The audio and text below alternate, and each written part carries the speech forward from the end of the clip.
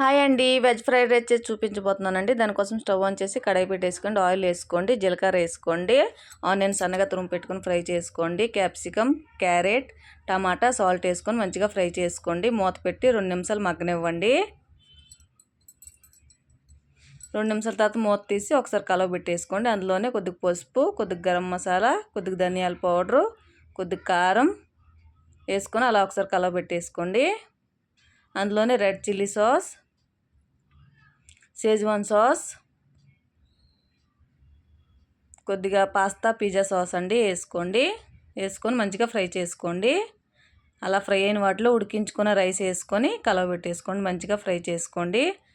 Salt సరిపోతే వేసుకొని కలవబెట్టేసుకోండి. అంతేనండి, ఎంతో టేస్టీ అయిన వెజ్ ఫ్రైడ్ రైస్ అయితే రెడీ. నచ్చితే లైక్ చేసుకోండి, షేర్ చేసుకోండి, సబ్స్క్రైబ్ చేసుకోండి, బెల్ అనే సింబల్ని దబాయించండి.